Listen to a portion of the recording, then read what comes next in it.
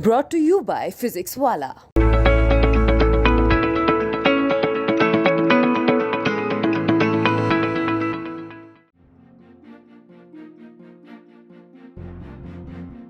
ये तस्वीरें इंदौर की हैं, जहां एक सब्जी बेचने वाली महिला सिविल जज बन गई।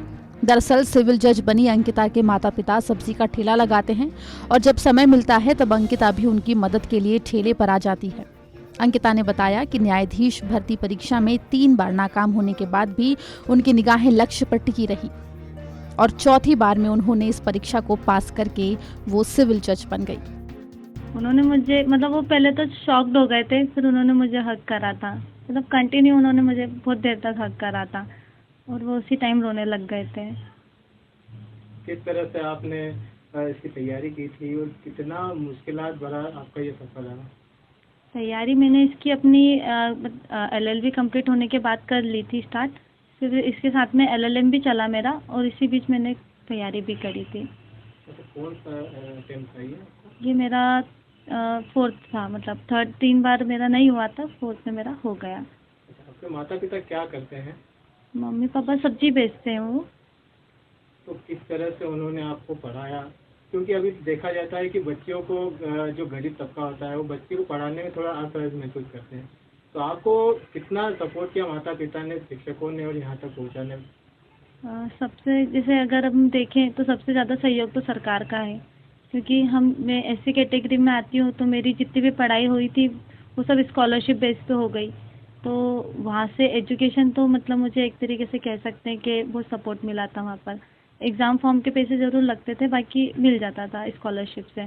फिर जब मैंने क्लासेस स्टार्ट करी थी तब उसमें थोड़ा मम्मी पापा ने फ़ीस भरी थी, उसमें भी मेरे सर ने मेरी फ़ीस कम कर दी थी। मैं उनको बताया था कि सर इतना अफोर्ड नहीं कर पाऊँगी मैं, तो उन्होंने मेरी फ़ीस भी कम कर दी थी।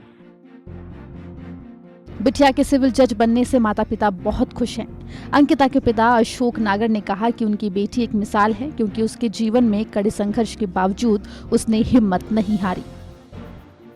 अभी तो सर हमारी खुशी का तो कोई ठिकाना ही नहीं है। अभी तो चारों तरफ से बधाइयों के तांते लगे हुए हमारे पास और सब यही कह रहे हैं, बोले अरे वो अपने सब्जी वाला अशोक, वो अपन जिससे सब्जी लाते हैं उनकी लड़की क्या, ऐसे बड़े खुश हो कि अभी सुबह मंडी लोगों का व्यवहार में भी आप सोचते हैं कि परिवर्तन आ रहा है धीरे धीरे जब आपकी बेटी जज बन गई है? हाँ, अभी अब जिनको मालूम पड़ती जा रही तो वो लोग समझ रहे हैं कि हाँ ये लड़की का पिताजी है, तो बाकी में इनने कुछ करके दिखाया अपन लोगों को। क्या कि देखो बेचारा सुबह 5 बजे से सब्जी लेने जाता था या 11-12 बजे तक यहाँ टंगा रहता है, क्या मेहनत करते हैं। फिर नाना कितनी मुश्किलें आई आपको घर परिवार चलाने में, खासकर बच्चे की पढ़ाई, तीनों बच्चों की पढ़ाई? मुश्किलें तो ये तो सर शुरू से ही संघर्ष तो मेरा शुरू से ही रहा ना इसमें।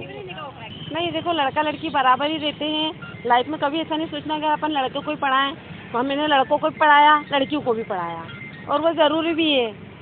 ऐसा ज़रूरी नहीं है कि सभी सब कुछ कर पाए, पर 100, 1000, 10 में से कोई एक तो कर ही पाता है। कितनी मुश्किलों भरा ये सफर रहा पूरा? हाँ, मुश्किलें तो देखो बहुत आती है। मेरी बेटी का भी बहुत खास करके वो आया, क्योंकि बड़ी हो चुकी है, तो हर लोग कहते थे कह रहे नहीं अब तो शादी कर दो, क्या दिन रात पढ़ती रहती है।